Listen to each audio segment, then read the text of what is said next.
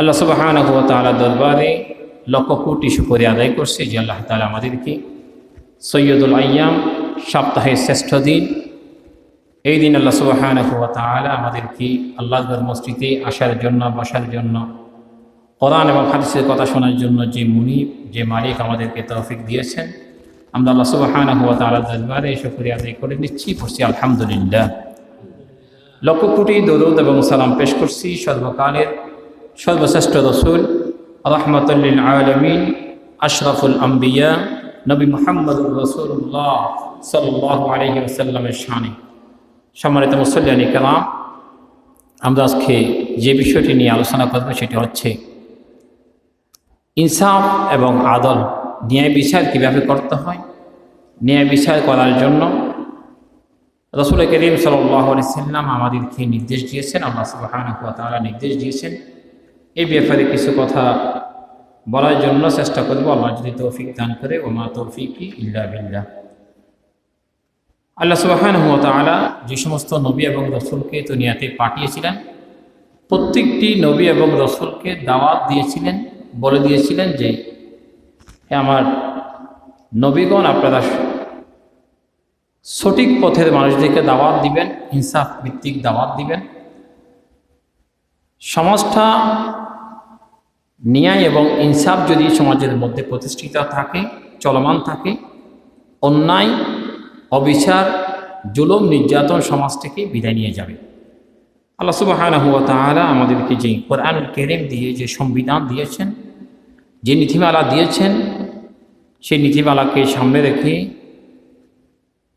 সামনের দিকে যাচ্ছি ইনশাআল্লাহ।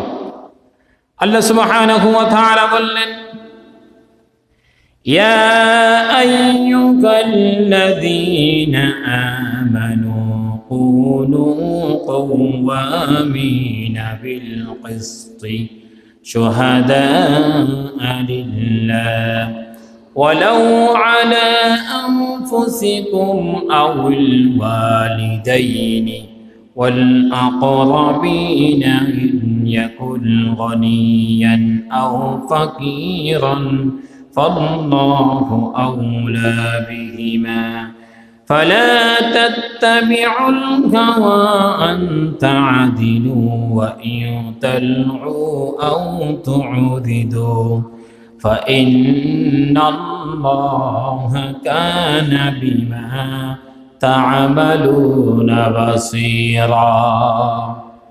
আল্লাহ সুবহানাহু ওয়া তাআলা বলছেন, হে মুমিনগণ, হে ইমানদারগণ, হে বিশ্বাসীগণ, তোমরা আল্লাহর উদ্দেশ্য সাক্ষ্য প্রদান করবে।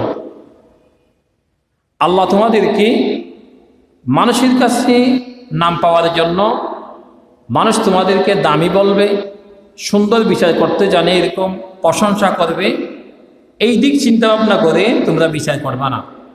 বিচারটা করবা বরাবরই আল্লাহ তাআলা আমাদেরকে বিচার করার জন্য বলেছেন।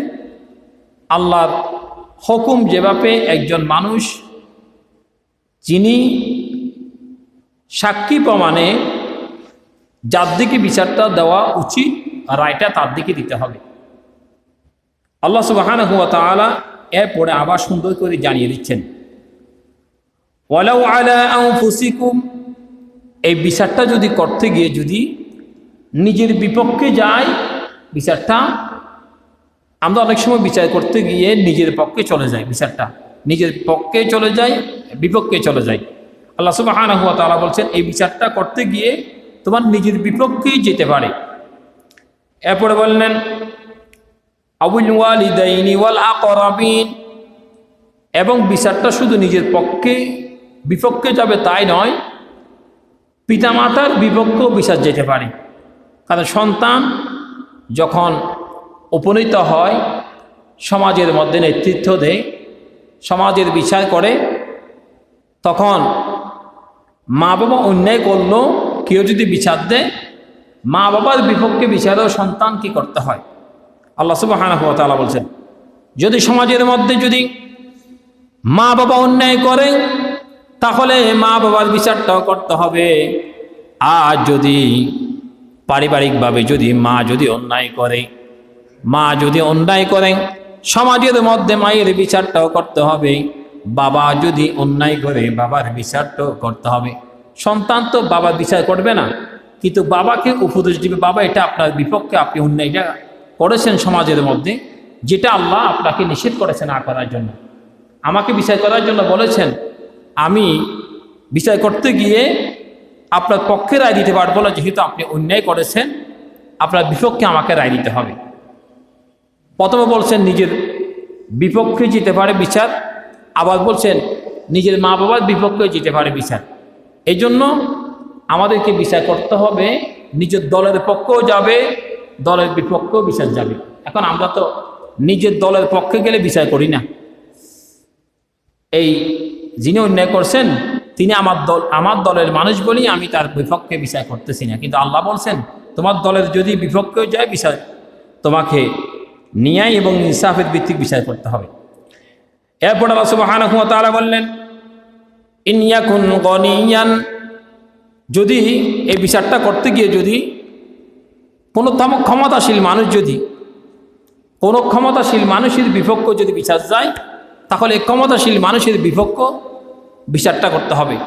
আমি বিচার করলাম, সে ক্ষমতাশীল মানুষ বলে তার পক্ষে রায় দিলাম, গরিব মানুষ বলে তার বিপক্ষে রায় দিলাম, আল্লাহ এটা বলে নাই। আল্লাহ বলছেন বরাবরই তোমাকে বিচার করতে হবে আমাকে খুশি করার জন্য। মানুষ খুশি হোক বা না হোক সেটা তোমার করার কিছুই নেই, আমি আল্লাহ যদি খুশি থাকি এটা তোমার জন্য কল্যাণ, সমাজের জন্য কল্যাণ। এরপর আল্লাহ সুবহানাহু ওয়া তাআলা বললেন, ফালা তাত্তাবিউল হাওয়া আন তা'দিলু, বিচার করতে গিয়ে নিজের প্রবৃত্তি, নিজেকে ইচ্ছা মতো মন মতো কেউ বিচার করতে পারবে না। বিচার করতে হলে আমার ইচ্ছা মতো করতে পারবো না, আমার মন মতো বিচার করলে এটা আল্লাহ খুশি হবে না। বিচার করতে হবে আল্লাহ এবং রসুলকে খুশি করার জন্য। যদি কেউ আল্লাহ এবং রসুলকে খুশি করার জন্য বিচার করে, আল্লাহ এবং রসুল যদি খুশি হয়ে যায়, এটা হবে আমাদের জন্য নাজাত, এটা হবে আমাদের জন্য কল্যাণ।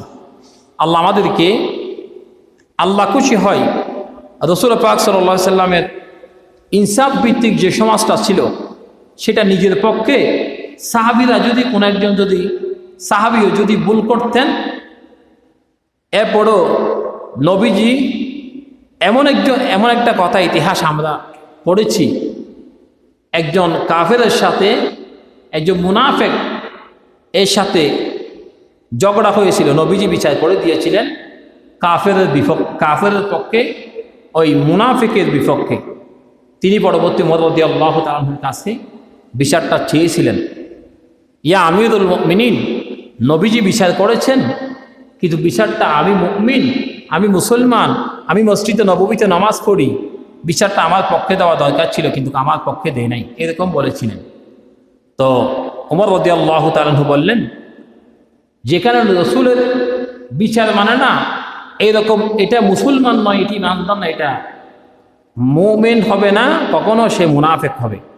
এরপরে ওমর রাদিয়াল্লাহু তাআলা তলোয়ার দিয়ে এই মুনাফিককে কতল করে ফেলেছিলেন। তো পুরা সমাজের মধ্যে একটা সিদ্ধান্ত হলো যে ওমর রাদিয়াল্লাহু তাআলা মুসলমান হত্যা করেছেন।